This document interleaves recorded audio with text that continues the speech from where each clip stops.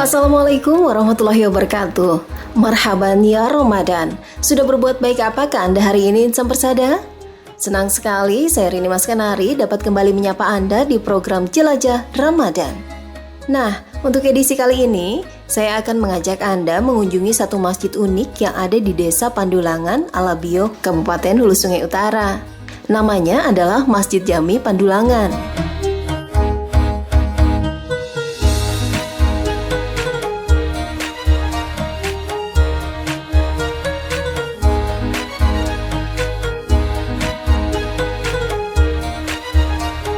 Salah satu masjid tertua di Kalimantan Selatan ini terbilang cukup mudah untuk diakses melalui jalur darat maupun jalur sungai. Saya bersama tim Jelajah Ramadan tentunya memilih jalur darat karena hanya memerlukan waktu sekitar 3 hingga 4 jam saja dari ibu kota provinsi Kalimantan Selatan, Kota Banjarbaru. Setelah melintasi Martapura, Kabupaten Banjar, mobil kami meluncur menuju Kabupaten Tapin dan Hulu Sungai Selatan yang terkenal dengan ketupat dan dodol kandangannya. Tidak lama, kami pun melintasi perairan cantik di Sungai Buluh yang biasa disebut Danau Caramin oleh penduduk sekitar. Di sini kami berhenti sejenak menikmati kecantikan danau ini dan rehat sebentar. Sebenarnya kami masih ingin berlama-lama menikmati keindahan danau ini. Tapi kami harus melanjutkan perjalanan ke Alabio yang hanya setengah jam dari Sungai Buluh. Nah, akhirnya kita sudah sampai di Kota Amuntai, Kabupaten Hulu Sungai Utara, dan disambut oleh patung itik yang menjadi ciri khas kota ini. Dari patung itik, kami hanya perlu waktu sekitar 10 menit menuju Desa Pandulangan, tempat di mana Masjid Jami Pandulangan berada.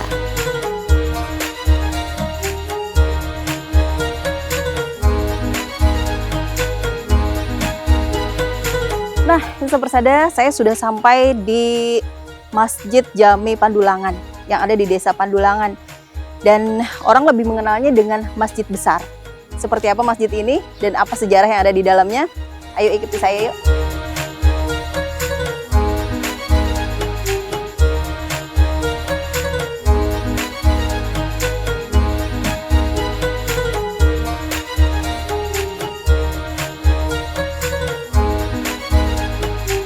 Masjid Jami Pandulangan juga dikenal dengan nama Masjid Besar. Namun, bukan besar dalam artian besar sebenarnya ya. Dinamai Masjid Besar karena terdapat ulama besar di Desa Pandulangan yang sangat dikenal di Kabupaten Hulu Sungai Utara ini. Diceritakan bahwa Masjid Besar ini pernah roboh loh insan persada. Saat itu muncul gagasan warga desa memindahkan lokasi pembangunan masjid ke desa Pematang Benteng atau sekitar 500 meter dari bangunan asal. Dan ternyata usulan ini ditolak beberapa tokoh masyarakat desa Pandulangan. Nah, bagaimana kisah selengkapnya? Saya sekarang sudah bersama juru kunci Masjid Jami Pandulangan, Bapak Syukur Faturrahman. Langsung saja yuk kita dengarkan cerita beliau. Nah, saat ini saya sudah berada di dalam Masjid Jami Pandulangan di Desa Pandulangan, atau biasa ini dikenal dengan Masjid Besar ya Pak ya, di Desa Pandulangan ini.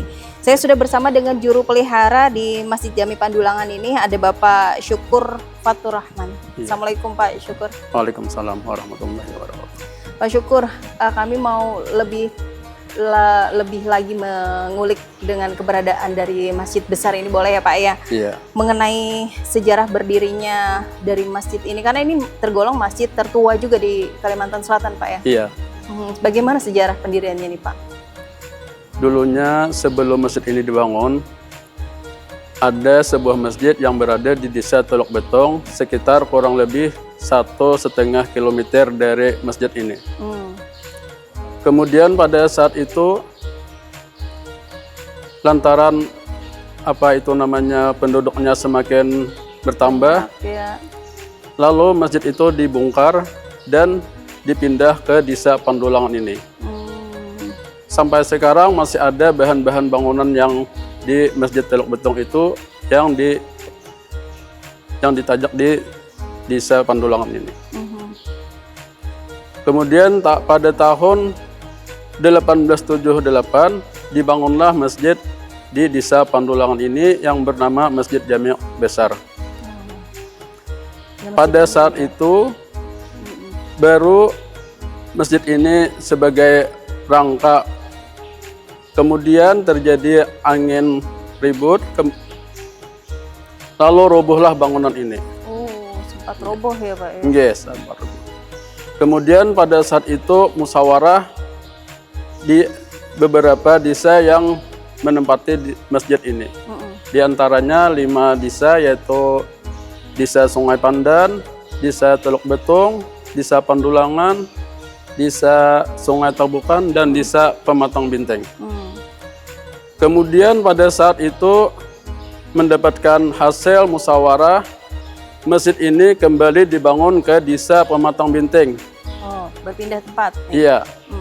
Setelah itu gotong royong masyarakat ke daerah Barito untuk mencari bahan-bahan untuk pembangunan masjid ini. Iya. Setelah terkumpul bahannya di Desa Pematang Binteng, ada lagi masyarakat Pandulangan yang menghendaki berdirinya masjid ini di Desa Pandulangan. Ada yang tidak setuju nih ceritanya Iya. Pak ya? Jadi pada saat itu terjadi 2 pendapat. Oh. Kemudian ujar orang yang di Desa Pematang Binteng, kalau mau mendirikan masjid di Desa Pandulangan, silahkan pindahkan bahan-bahan yang ada di Desa Pematang Binteng ini ke Pandulangan. Tiba-tiba dalam 1 malam, tidak ada yang mengetahuinya, bahan yang sudah berada di Desa Pematang Binteng itu terpindah dengan sendirinya ke Desa Pandulangan ini. Oh. Itu apa ada hubungannya dengan cerita sejarah yang konon katanya ini juga pembangunannya dibantu oleh makhluk gaib begitu Pak? Iya, itulah sejarahnya apa itu nama masjid besar yang kejadian yang luar biasa itu. Tidak ada satupun yang tahu siapa orangnya yang memindahkan bahan yang dari Desa Pematang Binteng ke Pandulangan ini. Iya. Iya. Maka diputuskanlah pada saat itu kembali didirikan masjid di Desa Pandulangan ini. Di lokasi ini, Iya. yang sekarang kita berdiri ini ya Pak Iya, ya? iya.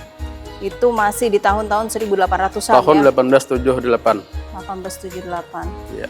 Lalu seperti apa lagi nih Pak? Setelah tadi pembangunannya yang mungkin ada pertolongan dari makhluk gaib, karena memang tidak ada yang memindahkan ya Pak ya bahan-bahannya Iya. waktu saat itu. Iya. Ada juga yang bicara di masjid ini bahwa ada petaka dan dauh yang memang itu dari awal. Iya, dari awal. Dulu petaka itu sejak awal dibangun tahun 1878 itu diletakkan di atas. Kemudian pada tahun 1908 terjadi rehab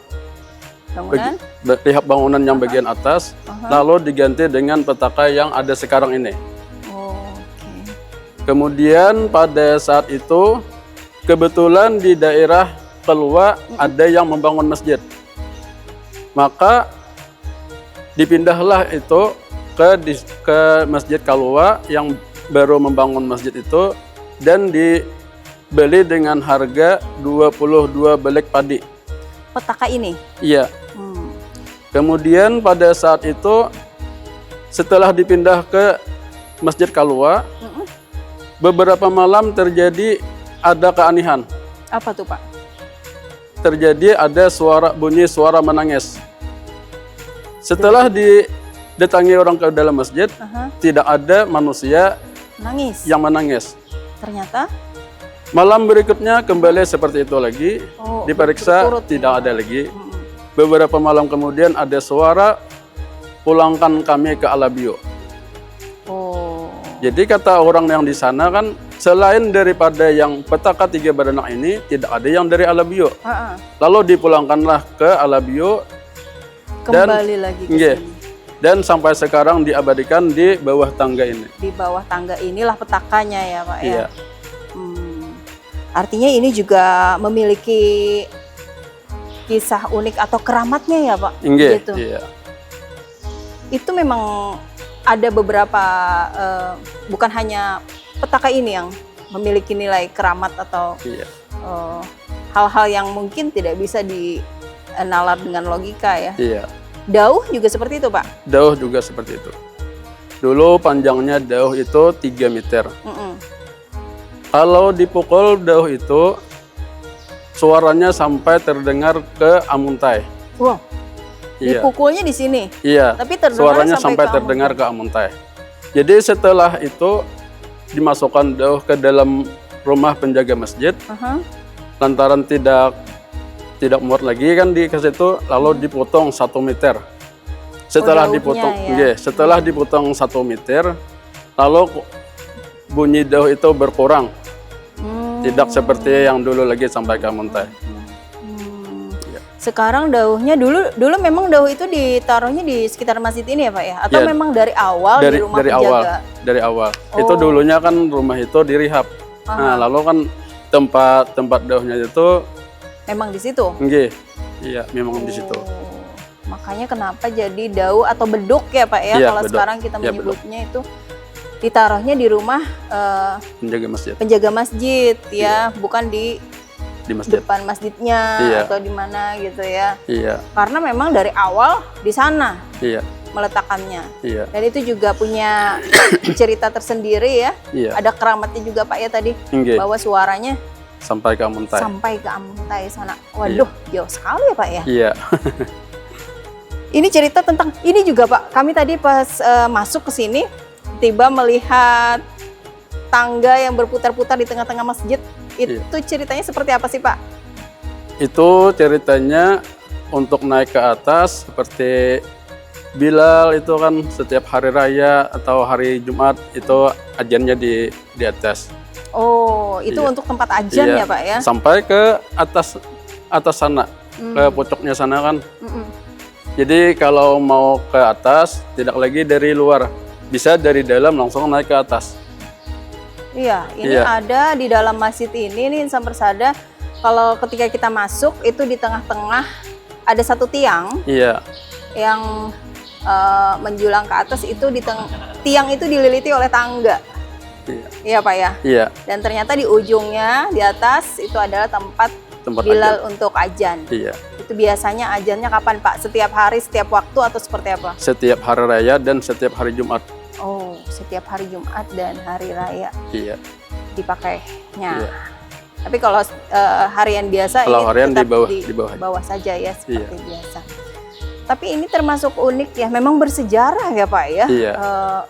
Masjid masjid besar ini Pak. Iya. Masjid besar atau Masjid Jami Pandulangan. Iya. Pak, kami juga tadi pas masuk ke dalam masjid ini, di area masjid juga terdapat beberapa makam. Iya. Benar nggak sih Pak kalau di sini memang ada makam juriatnya Datuk Lampayan? Iya. Itu nama beliau Syekh Muhammad Tahir bin Khalifah Syihabuddin bin Syekh Muhammad Arsad Al-Banjari. Memang beliau berkubur di sini karena tinggal di desa ini atau seperti apa? Beliau juga salah satu tokoh pendiri masjid ini. Oh. Tempat kediaman Sidin, dulunya rumah Sidin di desa Galagah, kurang lebih 4 km dari desa Pandulangan ini. Ya, itu punya peran penting. Di antaranya juga Camat Alabio, juga Tuan Guru Besar. Itu yang tepat di Pelatar itu. Sudah ada beberapa makam ya Pak? Iya, ada beberapa makam itu. Dan biasanya para pengunjung masjid ini juga menyempatkan untuk berziarah ke sana? Iya. Biasanya datang ke sini, datang ke makam juga berkunjung. Saling berkaitan juga. Nah, Pak, selain masyarakat atau para pengunjung di masjid ini nih Pak, masuk ke sini untuk tempat ibadah nih di sini sholat, itu biasanya mereka juga mengunjungi ini, apakah ada sesuatu misalnya menunaikan hajat atau apa gitu yang selama Bapak sebagai juru pemelihara masjid ini sendiri nih yang dialami Pak? Di antaranya ada yang menunaikan hajat, terus ada lagi yang menunaikan najar. Iya. Terus ada lagi yang mau mengetahui lebih dalam tentang sejarah masjid ini. Karena memang ini tergolong masjid tua ya Pak ya? Iya. Di Kalimantan Selatan. Dan Kabupaten Hulu Sungai Utara ini juga memang sebenarnya banyak ya Pak ya, memiliki masjid-masjid tua. Tapi ini kalau kami lihat dari lantainya saja atau dari ornamen bangunannya ini sudah cukup lama nih Pak. Memang sudah cukup lama tidak diganti atau ini memang mau seasli-aslinya begitu? Iya. Sebenarnya ini kan kalau dari undang-undang cagar budaya, itu bangunan cagar budaya itu tidak boleh merubah.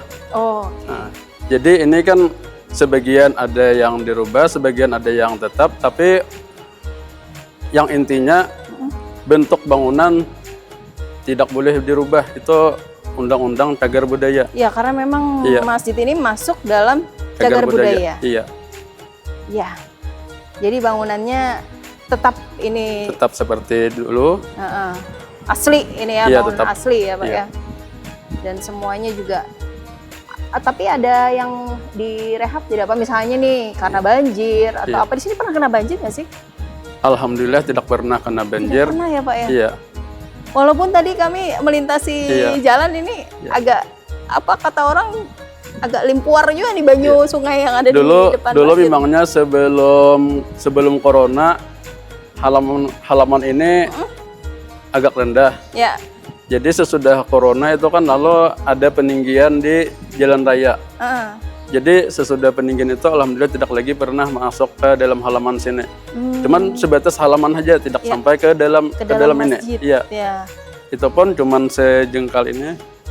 Iya. Nah ini luar biasa juga ya sampai Iya. sadar. Karena kalau kita lihat ini lebih rendah daripada jalanan ya Pak ya. Iya. Tapi ternyata di sini tidak pernah kena banjir gitu. Iya. Kalau atas gimana Pak? Plafon. Nah orang bilang plafon. Tadi ada kami ada melihat tulisan bahwa rehabnya Iya. itu di 2016. Pernah direhab berarti? Kalau plafon memang direhab tahun 2016, tetapi tidak merubah bentuk, tetap merubah seperti bentuk. Oh. seperti asal. Iya. Itu dikarenakan atapnya yang sudah mires, lalu plafonnya agak apa ngarannya tuh lapok lah. Iya. Iya, Karena sudah japuk pijar Iya. orang tua Pak lah. iya, Iya. Nah, ini kalau berkaitan dengan pemeliharaan, kayak tadi kan kata Bapak kalau plafon bocor atau Iya. miris gitu Iya. ya, pasti Iya. kan ada juga perbaikan-perbaikan gitu Iya. ya Pak ya. Menggunakan biaya atau dana Iya. ini biasanya Iya. dari mana Pak? Apakah bantuan dari pemerintah di sini atau memang urunan dari masyarakat di sini sendiri? Kalau selama ini ada perbaikan-perbaikan di dalam masjid ini, cuman dari swadaya masyarakat. Swadaya masyarakat Iya. ya. Yang pernah tahun 2014 itu dari pemerintah kabupaten untuk penggantian sirap. Oh, atap ya. Iya, Terakhir 2014 2014. dari pemerintah kabupaten. Nggih, Ya. iya. Tapi harapannya ini memang maukah ada bantuan dari pemerintah Pak atau minta perhatian dari pemerintah atau seperti apa Pak? Karena masjid ini juga menjadi salah satu cagar budaya itu tadi ya Pak ya. Memang selama ini kita setiap bulannya akan memasukkan di laporan bulanan itu kepada kantor cagar budaya.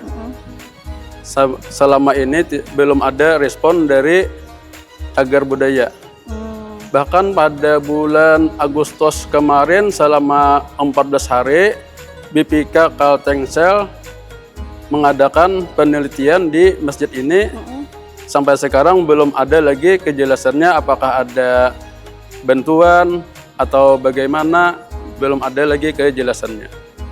Tapi Pak harapannya mungkin untuk pemerintah atau untuk pihak manapun, perlukah memang masjid besar ini menjadi perhatian dari mereka-mereka itu Pak? Harapannya memang perlu perhatian dari pemerintah, khususnya dari pengelola cagar budaya. Karena masjid ini sudah banyak yang mengalami kerusakan-kerusakan, seperti atap sudah ada yang miris, dan di dalam dalam kubah yang di atas itu sudah banyak kayu-kayu yang sudah lapok itu, seperti kasau-kasau itu kan sudah banyak yang lapok-lapok itu. Jadi memang harapannya ini bisa dibantu ya. Iya. Karena pergantian atau pemeliharaan sebuah masjid, tempat ibadah, Iya. apalagi ini juga masuk cagar budaya karena memang melindungi keasliannya. Iya. Ini memerlukan biaya atau dana juga ya untuk Iya. itu ya Pak ya. Iya. Oke baik Pak, terima kasih. Tapi sebelumnya saya ini sedikit heran nih Pak, kayaknya ada yang miring nih Pak Iya. tiangnya. Ini memang sengaja miring atau ada efek pembangunan apa gitu? Mungkin ini pengaruh tanah yang mengarah ke daerah ke sungai. Oh. Iya. Tapi tidak perlu dikhawatirkan ya Pak ya? Iya. Oke, baik. Pak, terima kasih banyak. Iya. Kami sudah diterima di sini dan juga diberikan pencerahan, penjelasan dan apapun itu tentang keberadaan masjid tertua juga di Kalimantan Selatan, masjid besar, Masjid Jami Pandulangan yang ada di Kabupaten Hulu Sungai Utara ini. Kami mau jalan lagi nih Pak, menjelajahi lokasi-lokasi yang lain lagi yang bersejarah. Iya. Terima kasih Pak Syukur. Iya. Assalamualaikum warahmatullahi wabarakatuh.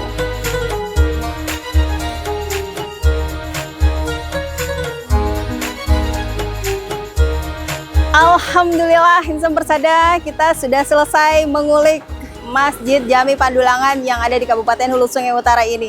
Dan jangan lewatkan juga edisi-edisi kami selanjutnya di program Ramadan. Saya Rini Mas Kanari, jangan lupa untuk selalu berbuat baik dimanapun, kapanpun, dan kepada siapapun. Assalamualaikum warahmatullahi wabarakatuh. Bagaimana Insan Persada? Pasti penasaran kan ingin melihat langsung keunikan salah satu masjid tertua di Kalimantan Selatan ini?